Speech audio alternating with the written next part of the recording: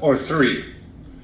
Before we immerse ourselves in a meditation of the scriptural text that will teach us many secrets about the interior journey to holiness of Saint Mary Magdalene, it is first necessary to mention the contemporary controversy surrounding her identity, and in order to do this, we will also be obliged to discuss some questions of an exegetical nature.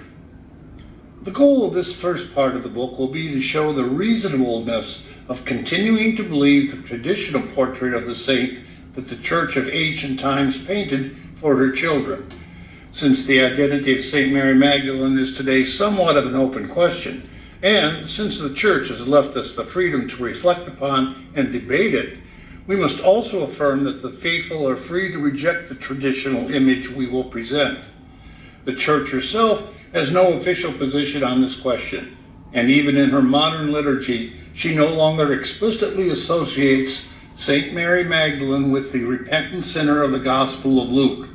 In recent years, there has been too much debate among the greatest of biblical scholars for the Church to propose as certain what is so seriously contested.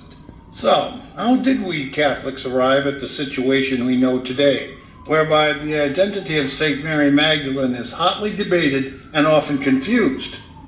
In the early Church, there was also a certain amount of disagreement about her identity, but in the Western Church, the Fathers managed to agree upon a particular vision of the saint that was more or less unanimously accepted until the early 20th century. The main crux of the debated question can be summarized as follows.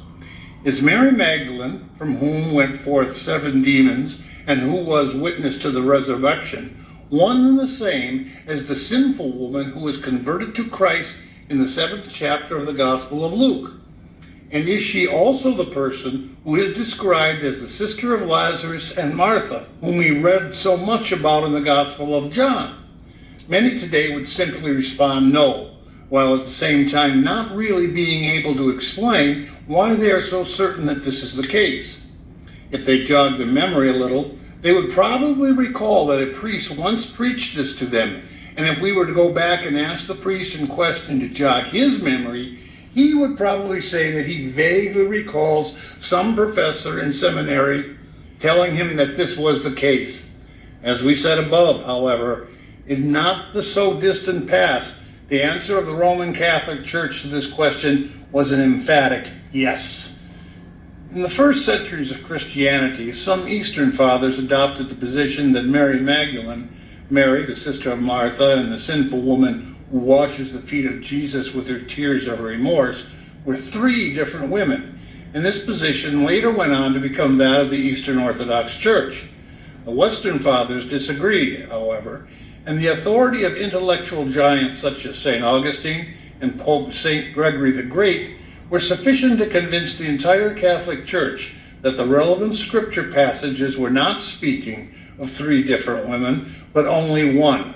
An explanation of the charges and developments in St. Augustine's position on this question is provided by J.P. Ravati in his book entitled Saint Mary Magdalene, Evangelist et Tradition.